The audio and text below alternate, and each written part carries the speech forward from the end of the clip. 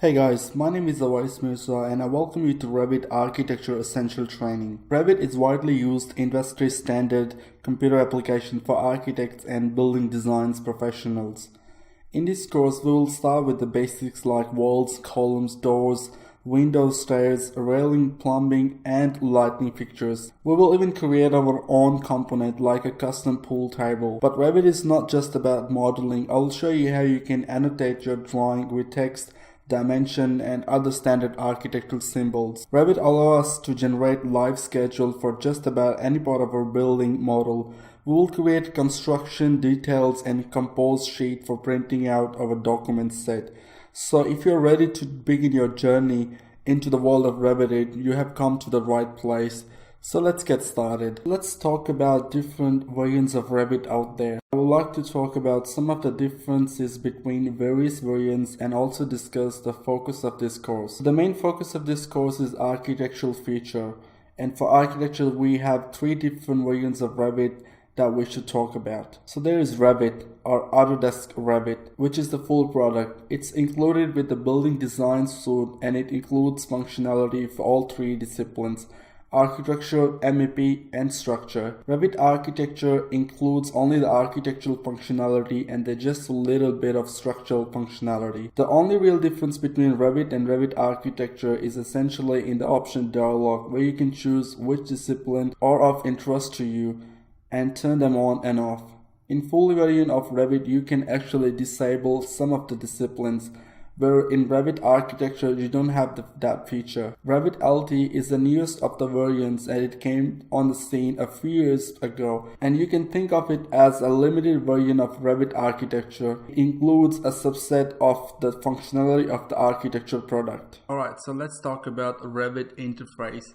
This is what you see when you start a program for the first time. So on the top left corner, you have this Revit icon. If you click that, it will open a menu bar. It is a traditional menu bar what you get from other Autodesk softwares. Like you can create a new file, open file, save as, export, and close your files.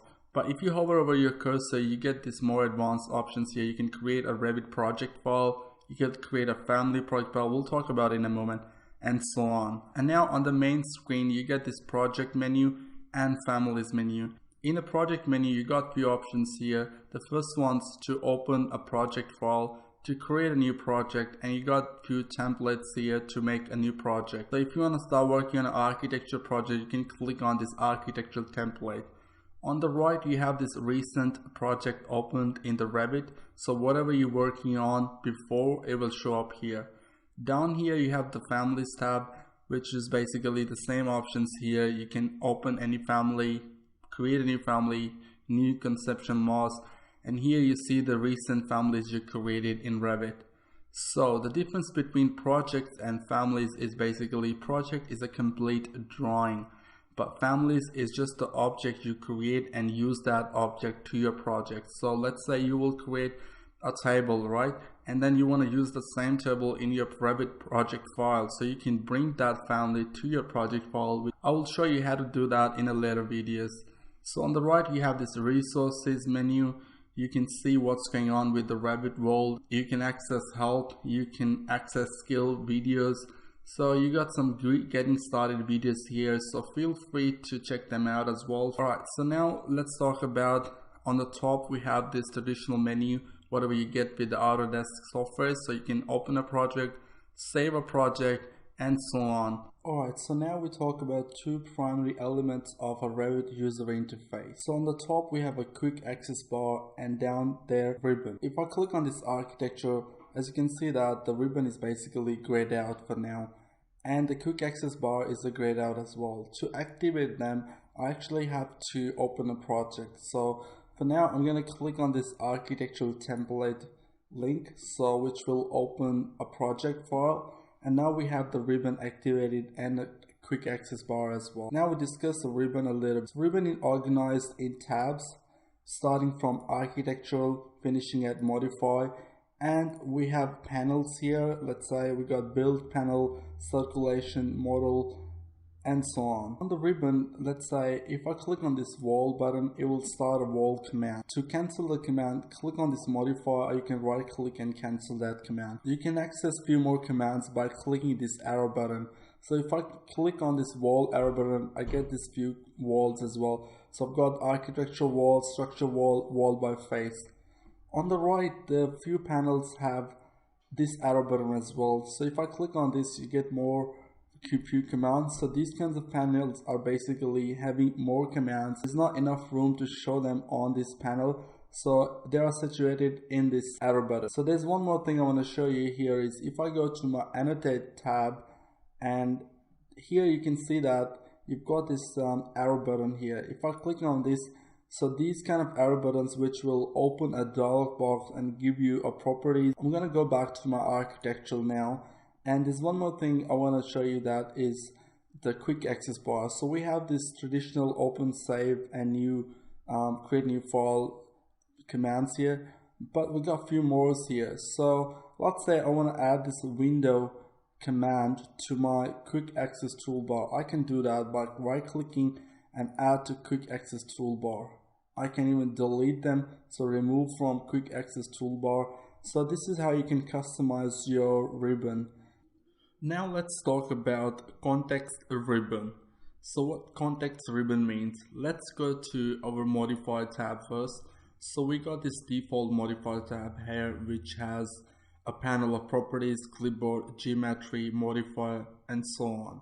So let's say I'll go back to my architectural and I'm gonna make a wall roughly here, and it will take me to the modify tab. But what I want to show you, let's say I will make just a random wall, right? And then I will right click and cancel the command. I'll click on this modifier to exit that command. Now let's go back to our modify tab, and now as you can see that we got the default modify tab here. But what if I select this wall here, and now you get this context commands on the ribbon as well. So these kind of commands may appear depending on your object you're working on. If you are working on a door, it might be a different commands will show up on the ribbon. So this is basically a context ribbon commands. You can press escape twice to cancel the command. And now we'll talk about option bar. So let's go back to our architectural tab, and I'm gonna create a wall. So once I'm in a wall command, as you can see, I've got a few options here as well. This is called option bar. So depending on the command I'm in right now, I will get the different kinds of command here. So I've got this offset, unicorn, all that stuff here. So this is basically option bar. So you gotta keep attention to these context ribbon option bar while making your objects. Your Revit project is a complete virtual model that can be viewed, edited, and explored three-dimensionally, two-dimensionally, and in various report and tabular list. Each such representation of a project is referred to in Revit as a view. Views are listed and accessed from Project Browser palette, which functions much like a table of content for your project. So let's start with where the Project Browser is located, and which is by default is on over the left hand side of the screen directly below the Properties palette. So if you don't see that Project Browser here and you don't see those properties here, so you need to go to the View tab and click on this user interface and turn on Properties and Project Browser. So I'm gonna go and turn them on, Project Browser and Properties. So on the left hand side, I've got this Project Browser. In the Project Browser, as you can see that we got all the views of a project. We got level 1, level 2 side. We got ceiling plans, 3D view. So let's say I'll double click on 3D view, which will take me to the 3D view of a project. I can change this wireframe view to shaded by clicking on this button and click on shaded, which will give me a shaded view. I'm gonna go back and change that to wireframe for now. So in this project, we have just a simple wall object. So we don't have much views in this project. So we got legends, schedule, all this stuff. I'll talk about this in a later videos, but for now, we stick with the Project Browser to the floor plan. So to go back to your floor plans, you need to double click on the view, which will take you to that view. Alright, so now sometimes you might have thousands of views set up for your project. So how do you search through all of them? So you can right click and click on search, which will give you a dialog box, and you can type level and click on next. So as you can see that we got the highlighted marker on the level. So click on next, and next one, level 1. So you type specifically something which will take you directly to that view. I'm gonna close that now. And with the navigation, I'll make a separate video for navigation, but quickly I'm gonna show you how you can navigate through your project. For the navigation, I will make a separate video on navigation, but quickly I want to show you how you can navigate through your project. So if you hold down your mouse wheel and move around, so you can move around your project. If you scroll your mouse wheel up and down, that's you can zoom in and zoom out with it. So let's go to my 3D view. I'm gonna go and expand that 3D views and double click on my 3D, which will take me to the 3D view. And now I will press my shift key and press my mouse wheel and move around, so you can see that you can move around in a 3D orbit in your project. Now let's have a look how can we customize our user interface of a Revit program according to your liking. So let's say I've got this properties panel here, I've got this project browser here. So if I just click and hold my mouse and then just drag outside, as you can see that it will undock that project browser from that. So you can just move around and you can put wherever you want. Let's say I will take my project browser and I just move it down a little bit here, and as you can see that, and I leave my mouse and it will dock to the bottom of the project, which is not a good idea because it will cover the drawing area. So we're gonna keep the drawing area as much as we can, and I'll just undock it from that. Alright, so now one more thing I want to show you here. Let's say it depends where you take your cursor. Let's say if I take my cursor on the top right, it will try docking on the top. I'll leave that, and now it's gonna dock that to the left. And down here I've got this properties panel and I've got this project panel. So down here you got two tabs basically now on the top of each other. So I'm just gonna take my project outside, then it will still dock together. So I'm just gonna select from here and just separate them. Alright, so now I'm going to take my project properties tab and I just leave it there, and now I'm going to drag my project browser and try dropping it on the top. So if I just leave my cursor here, as you can see, it will dock on the top of my property. At the end of the day, it's up to you that how you want your program to look and what is easy for you to work with. So these are the few things. You can even drag out your ribbon panels as well, which is not a good idea because the default interface is going to be pretty good for you guys to use, because when you go for Autodesk exam, this is what you get by default. So it's not a good idea. Let's say if you got two monitors, because nowadays people got two monitors set up to their computers, so you can drag it out and just drop one tab to the second monitor for working.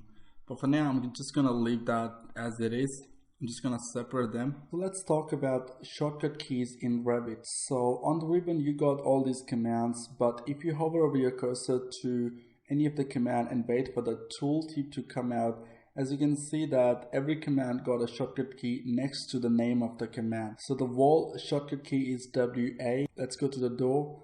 Door is DR, and Windows got VN. So I prefer using these shortcut commands to make your productivity faster. Let's see how can we execute these commands. So for the wall, I'll type WA, and as you can see that we are in the modify panel and our wall command is on right now, and I can create walls.